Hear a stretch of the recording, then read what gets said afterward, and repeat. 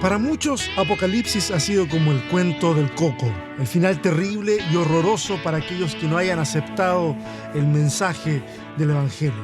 Pero, ¿es para eso que la Escritura nos ha sido dada? ¿Para confundirnos y asustarnos? Bienvenidos al capítulo 53 de Sobrevivir con Fe, el podcast.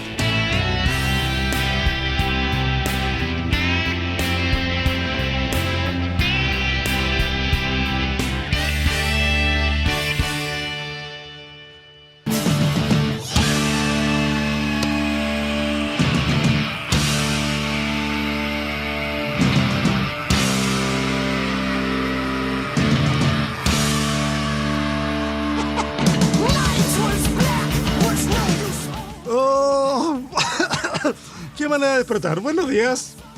Despertar porque es una mañana más y es viernes de este lado del planeta, de este lado de este hemisferio. Todavía nos quedan algunos días de frío aquí en... ¡Oye, mire!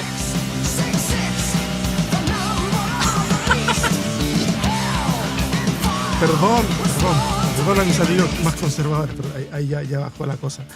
Todavía nos quedan algunos días de frío por acá y la verdad que me encanta, ¿ok? ¿Escucha la canción de fondo? Claro que escucha la canción de fondo. La anuncié la semana pasada que iba a ser la canción de fondo del capítulo de hoy. Esa canción es de las prohibidas, de las súper prohibidas. Había cada mito en relación a la música rock, al rock satánico, los mensajes subliminales, el backward masking, en fin. ¿Y saben qué? Yo prediqué de eso. Yo prediqué de todas esas cosas de las que les estoy hablando. Pero por favor, concédanme un poquito de margen. Yo tenía 15, 16 años y tenía una fuerte convicción de que la música era un asunto muy solo de iglesia. Entonces todo esto yo tragué toda esa adoctrinamiento y la verdad que no me arrepiento. Fue bueno, fue interesante, pero la verdad que me perdí de muy buenas canciones de haber podido escuchar. Aunque debo confesar que en mi casa mi hermano, que no iba a la iglesia, él mucho mayor que yo, tenía cassettes. Sí, millennials pueden googlear esa palabra sin problema, cassette. Tenía cassettes de Metallica y tenía cassettes de U2, de Guns N' Roses y de Creedence y otra gente más. Y recuerdo que yo le quitaba los cassettes cuando él andaba en la universidad. Y yo me ponía a escucharlos. Estaba muy interesante. Pero bueno, nunca esa parte, esa debilidad, nunca la dije. Por supuesto que no. Escuchamos The Number of the Beast. Perdón, me sale así como Number of the Beast. La célebre canción de la banda británica Iron Maiden, que salió en el 82. Fue un éxito total, absoluto. Es considerada una de las mejores canciones de metal de todos los tiempos. Y salió en un álbum que tiene exactamente el mismo nombre, The Number of the Beast. Esta semana ha sido una semana, pero de locos, de verdad que sí. Se los quiero contar porque la verdad que yo pensaba hacer este programa de una forma un poquito más organizada. Algo cayó por acá. Bueno, hacerlo de una forma un poquito más organizada, pero no, la verdad que no me dio tiempo y no quise posponer la publicación de este podcast para mañana. Esta semana ha sido loquísima porque ustedes saben, o si no saben, les cuento, estamos acá en Chile hace algunos meses esperando que se resuelvan algunas cosas allá en Austin y eso significa de que cada semana, cada día es como ir reorganizando todo. Y en el hemisferio norte, en Austin, comenzaron las clases esta semana. Yo tengo 2 hijos en edad escolar, los 2 menores. Y entonces todo, fue online, aunque pretenden volver a clases dentro de 4 semanas. Nosotros no sabemos si nuestros papeles van a estar en 4 semanas. La cosa es que ellos están en clases online en este momento. Y ha sido todo un desafío porque el mayor ya había tenido, el mayor de los menores había tenido ya clases totalmente en inglés el año pasado y le había ido bien, pero el más chiquito había tenido clases en español e inglés. Y este año todo cambió a inglés, todo inglés. Y con la diferencia de que estás online, estás frente a una pantalla, entonces la interacción y todo se complica un poco. Yo tenía miedo, pero una vez más mis hijos me han sorprendido. Estoy muy feliz porque han tenido un rendimiento súper bueno esta semana. Así que ha sido súper agradable poder estar y ver cómo ellos se están desarrollando en eso. De hecho, en este momento yo siempre miro para allá porque a ese lado está la puerta en donde se asoman cuando necesitan ayuda mía, algo. Y siempre estoy mirando, pero espero que durante este rato del podcast no necesiten ayuda. Si no, yo paro y voy y los ayudo.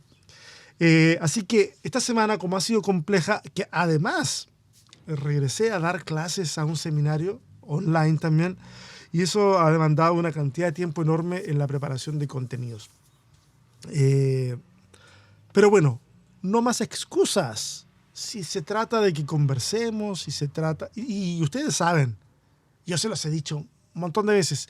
Se los he dicho acá en el podcast y se los he dicho también en Respuestas Honestas, cuando he hecho esos videos en donde les digo, esto no pretende ser un estudio bíblico. Para hacer un estudio bíblico, hagamos otra cosa. Inventémonos otro tipo de podcast, otro show. Pero esto no es un estudio bíblico. Esto lo que pretende es tirar algunos hilos y aportar un poco a que la conversación se mueva un poquito más en relación a ciertos temas. Así que lo que voy a hacer es, yo tengo una pauta aquí muy escueta que armé para el programa de hoy, pero vamos a tratar de reciclar algunas cosas que hemos ido conversando en otros programas y haciendo un poquito eco de todo este sentir escatológico o fatalista, también pudiéramos llamarle, aunque no es sinónimo escatológico de fatalista, no es lo mismo, pero respecto de estos últimos tiempos que estamos viviendo. Y me refiero a estos últimos tiempos con un doble sentido. Últimos tiempos porque es lo que estamos viviendo, es lo último.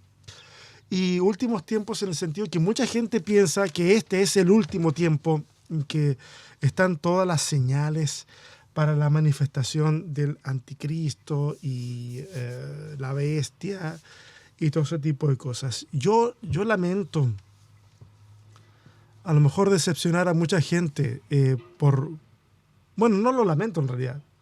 Lamento por ellos de que se sientan decepcionados porque yo no creo muchas de las cosas que a lo mejor gran parte del colectivo cristiano evangélico cree.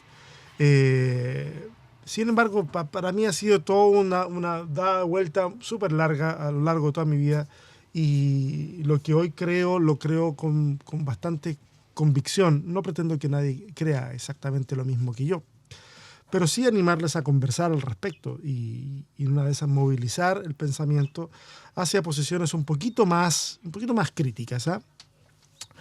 Mientras preparaba o trataba de ordenar algunos de mis apuntes acá, me encontraba con algunos elementos que algunos los retrotraje desde mi niñez. Y yo recuerdo, y a lo mejor algunos de los que están escuchando este podcast recordarán, si es que tienen pasado cristiano evangélico, esos momentos en que a veces el pastor no se atrevía necesariamente a predicar sobre el Apocalipsis, pero a veces llegaba algún evangelista que tenía las agallas para poder sentar a la gente y hablarles del Apocalipsis. Y hablarles... En ese tiempo no teníamos pantallas y en ese tiempo no teníamos proyectores a color ni nada. Eran transparencias. O en algunos casos, yo me tocó ver que viajaban, ya no habían transparencias para proyectar, y viajaban con franelógrafos o con gráficas que habían fabricado y que se desplegaban y era muy visual y para mí era muy entretenido porque además se atrevía a hablar de cosas y de señales que estaban ocurriendo y de cómo eso significaba que estábamos ya. Jesús venía la próxima semana prácticamente, o el próximo año. Incluso algunos se atrevían a dar algunos cálculos que habían hecho en relación a eso y uno decía, wow, lo dan con precaución, pero al parecer sí. Yo recuerdo gente llegar de otros eventos diciendo, ¿saben qué? Parece que el Señor viene el próximo año. Las señales se están cumpliendo, etcétera, etcétera. Y lo que a mí me causaba era terror. O sea, me interesaba el tema, sí. Es como cuando ves una película de miedo, pero luego tienes que ir a acostarte a tu dormitorio solo. Así me sentía. O sea, te gusta mientras está ahí, pero cuando ya tienes que enfrentar tu soledad, no te gusta. Y yo estoy hablando de cuando yo tenía 10 años, 9 años, 11, por ahí. Y tengo esos recuerdos en donde se hablaba del código de barra y yo empezaba a ver que cada vez más productos traían el código de barra. Yo decía, Señor, está la marca de la bestia, está aquí justamente. Y comienza a experimentar un miedo constante, un miedo constante.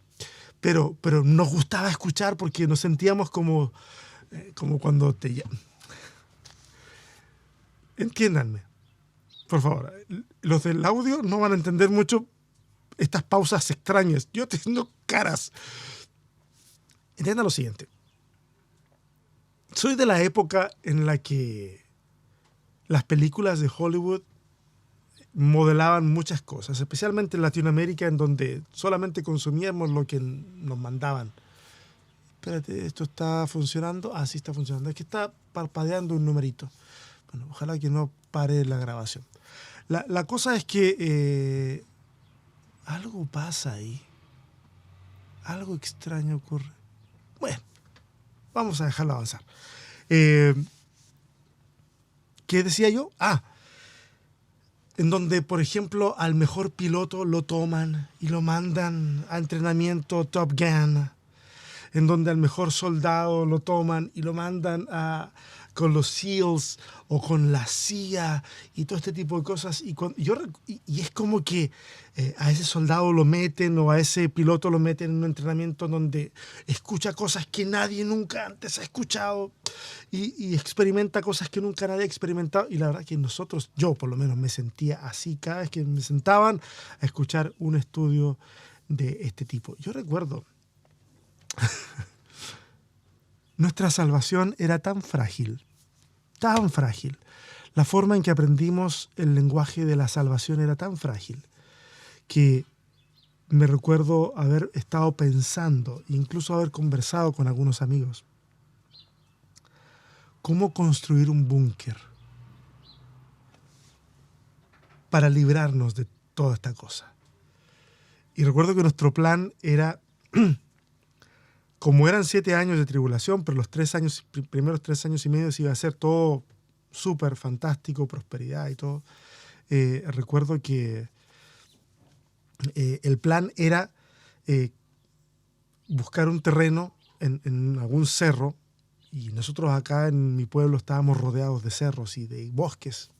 Entonces buscar un terreno, cavar un agujero ahí, hacer un búnker, y en esos 3 años y medio habilitarlo con todo lo que necesitáramos. Comida, acceso a la luz, cosas por el estilo. Todo ahí adentro. Cosa que, porque estábamos asumiendo que nos quedábamos y que íbamos a pasar por la tribulación. Entonces nos íbamos a meter ahí y ahí nos íbamos a quedar y no íbamos a salir en 3 años y medio. Entonces íbamos a resistir la tentación de arrodillarnos frente a la bestia.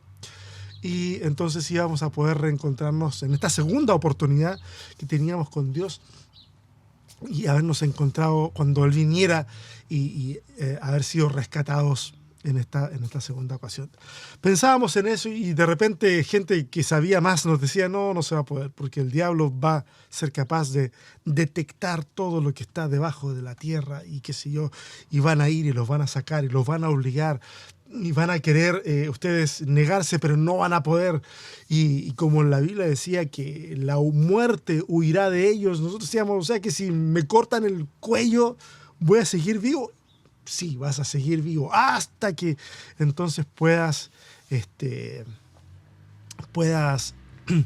arrodillarte y confesar y qué sé yo, mil cosas. La única forma de morir era por decapitación. Porque también el texto decía que los decapitados aparecían ahí y mostraban como que eran mártires. Cada cosa. Y más encima, aparte de todo eso, el tema de la bestia y esta supercomputadora, etc. Lo he hablado en otras ocasiones. Es terrible todo lo que se nos decía. Mi cabecita infantil moría de miedo. Lo que yo veo es que la cabeza adulta de mucha gente hoy también sigue muriendo de miedo con todo este tipo de cosas. Con páginas que se encargan de divulgar contenido bastante manipulado, no con mala intención. Claro, yo creo que nadie aquí tiene una mala intención. Nadie quiere que la gente ande con miedo. Nadie quiere que la gente esté creyendo cosas que no son. Simplemente me doy cuenta que hay una forma de leer en la Biblia que hace que todas las demás cosas se den como en un efecto dominó. Si la lees de una forma, vas a obtener este resultado. Si la lees de esta otra forma, vas a obtener este otro resultado. Es bastante lógico de pensar. Entonces ya de más grande comencé a estudiar un poquito y a darme cuenta de que en realidad Apocalipsis no puede ser todo esto que hemos escuchado y todo esto que nos dijeron en algún momento. La literatura apocalíptica era un género que surge en tiempos de persecución, que surge en tiempos de crisis, que surge en tiempos de opresión, en donde el mensaje tiene que ser comunicado a cierto grupo, pero al mismo tiempo tiene que ser oculto de cierto grupo. De esta forma, la apocalíptica revela y oculta al mismo tiempo. Es al mismo tiempo que ocurre esto. Y si nosotros no entendemos los códigos que ahí se usan, y no es que sea un código que te tienes que poner a ayunar para darte cuenta, o tienes que ponerte a, no sé, a comprarte un libro sobre el código secreto de la Biblia. No, nada más lejos de la realidad. Simplemente estudiar un poco el contexto y darte cuenta de dónde salen toda esta simbología. Cuando uno empieza a entender eso, el mensaje se hace mucho más sencillo y mucho menos críptico. Mira, tengo acá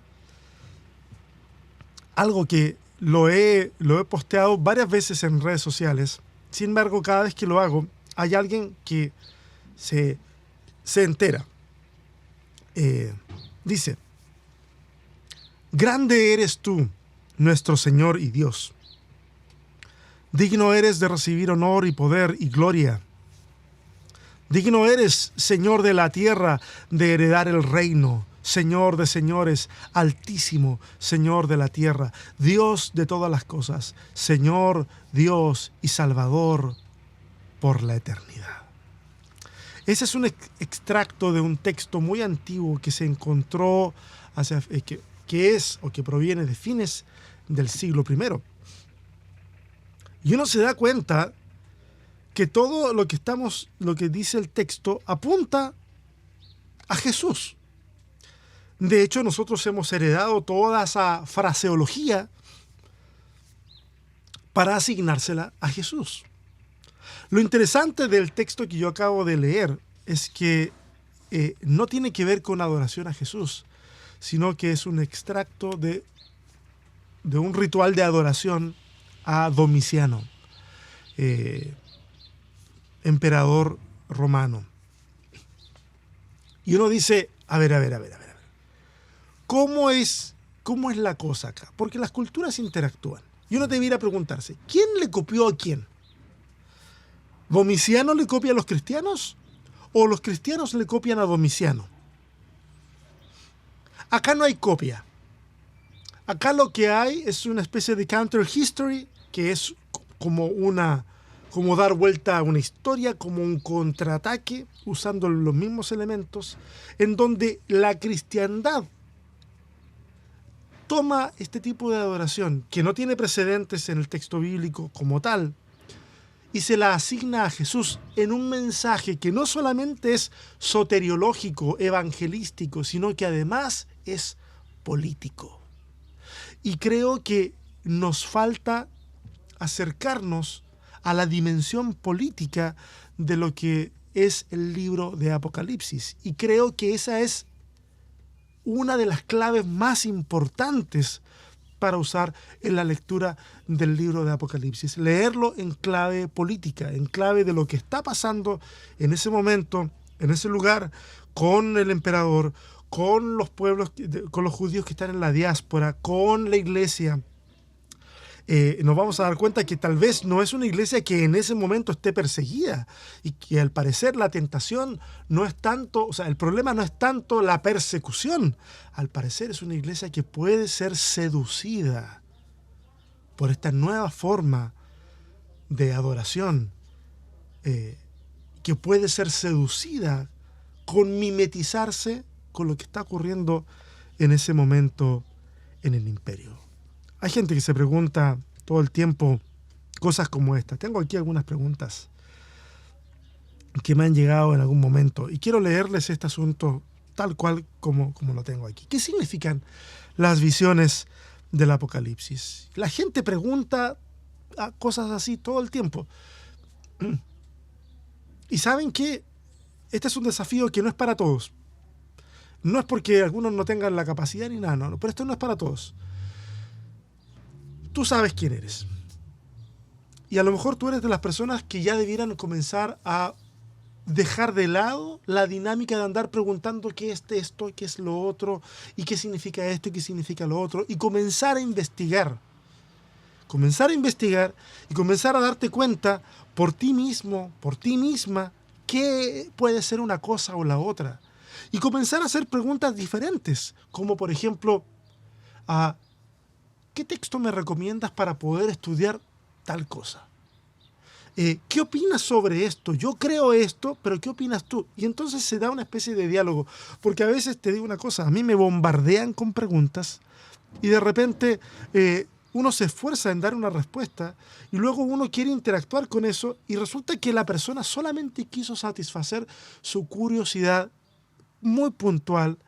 5 minutos después va a olvidar absolutamente lo que le dijiste porque no tiene ninguna conexión con su vida, ni con su praxis, ni con nada.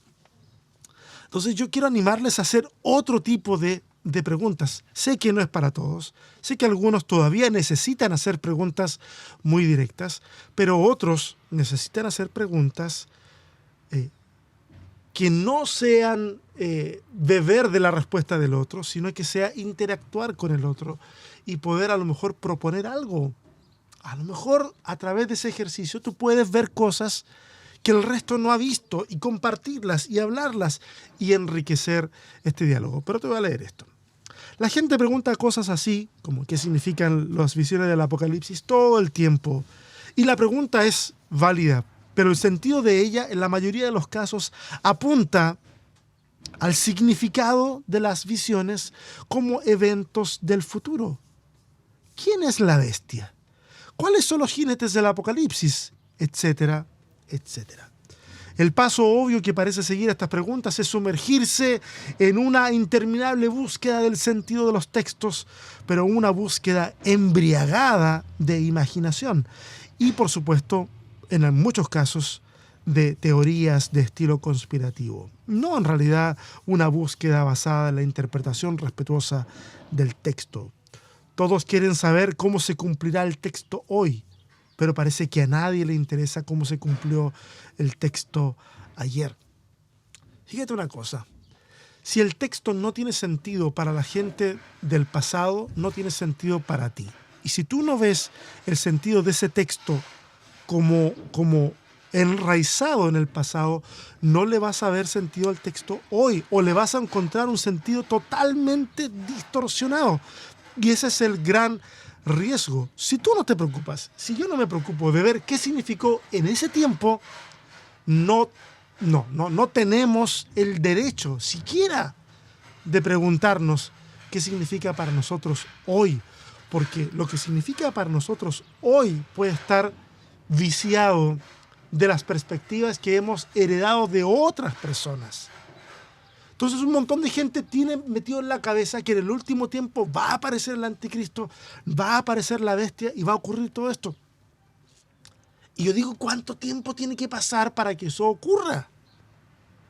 ¿Qué tal si vamos al pasado y vemos cuando esos eventos ocurrieron para una comunidad y veamos qué significó para ellos? Y entonces veamos cómo el texto nos dice algo hoy. Yo no sé ustedes, yo no necesito que aparezca un anticristo. En primer lugar, porque si la gente basa su visión del anticristo en el Apocalipsis, está mal, porque el Apocalipsis nunca habla del anticristo, no lo menciona ni una sola vez. Entonces, ¿cuál es la necesidad? ¿Tú necesitas a la bestia?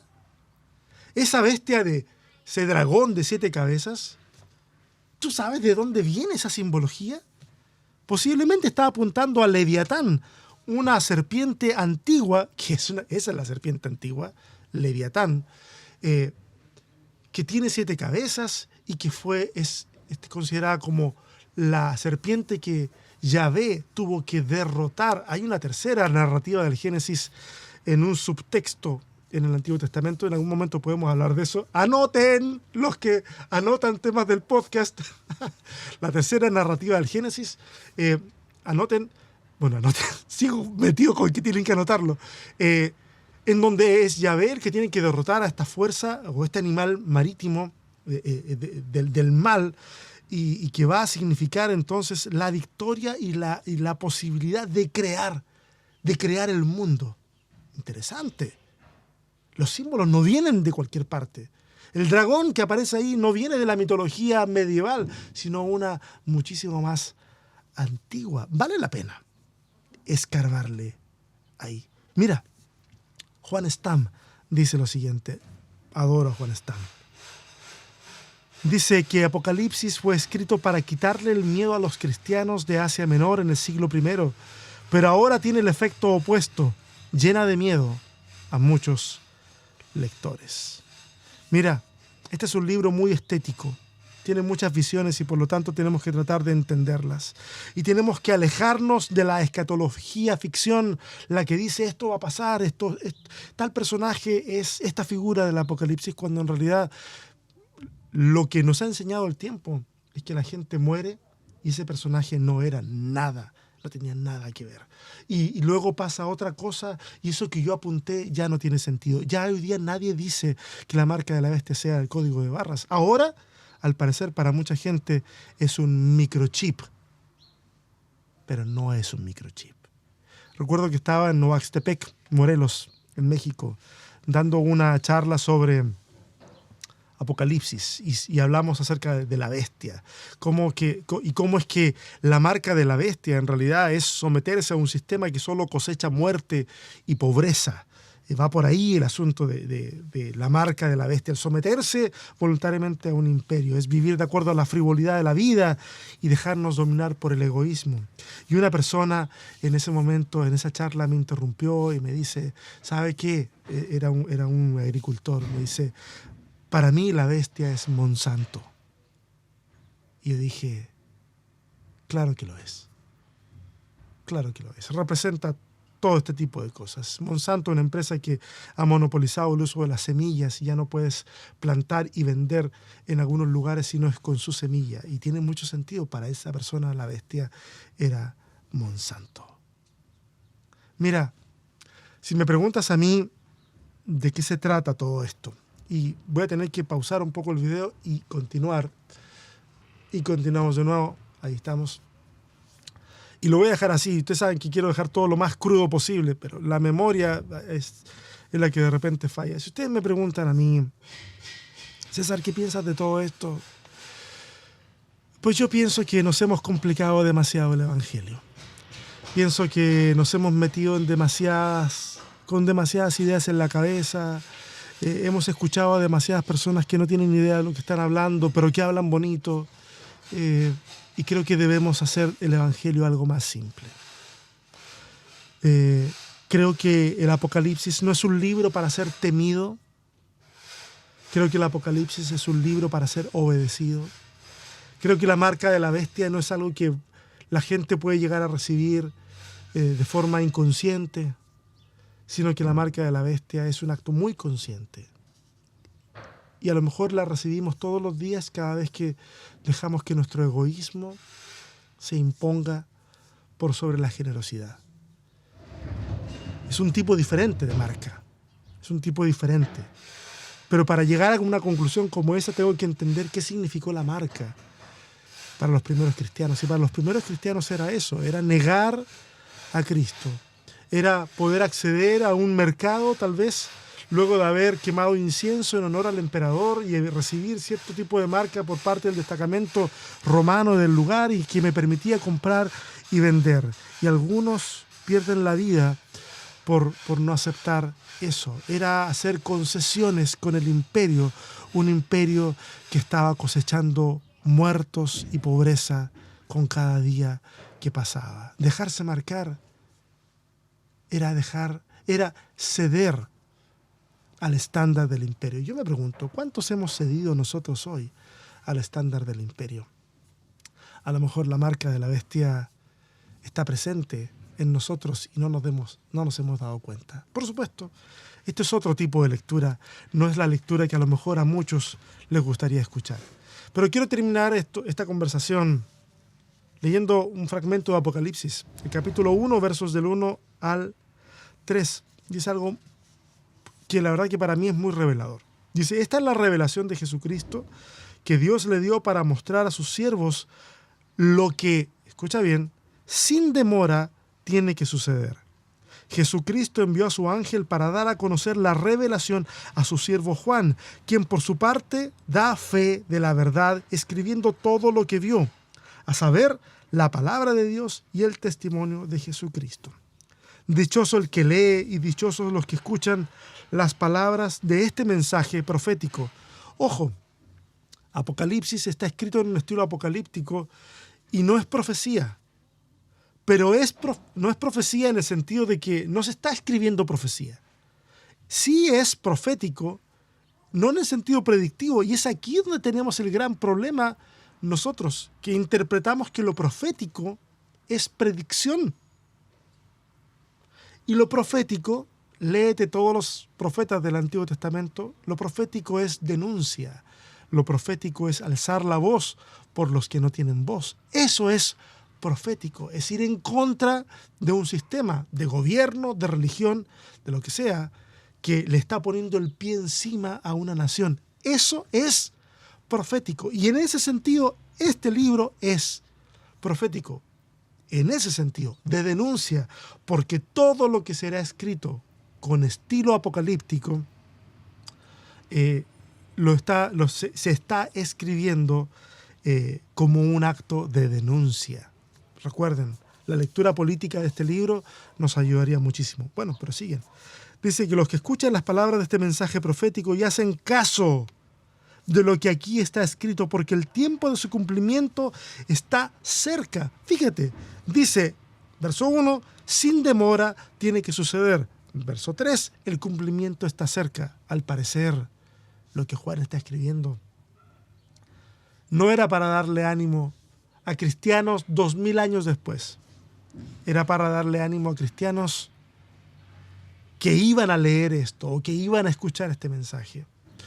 Nos cuesta entender que la Biblia no nos llegó a nosotros directamente, sino que pasó por un proceso y le habló a otras personas en primer lugar. Hoy en día nos habla a nosotros, claro que sí, por supuesto, pero hay que ver cuál es la dimensión de ese mensaje. En este momento, en el prólogo de Apocalipsis, les está diciendo a los lectores y a los que escuchan, esto va a suceder pronto. El cumplimiento está cerca. Por favor, escucha las palabras y obedece. Haz caso. Mira, no se puede obedecer algo que no se entiende. No le pueden decir a las personas, obedezcan esto, y esperar que una revelación sobrenatural les abra el entendimiento para que entiendan lo que tienen que hacer. que es una instrucción, obedecerla. ¿Qué tal si mejor pensamos que la gente de ese tiempo entendía perfectamente de lo que se estaba hablando?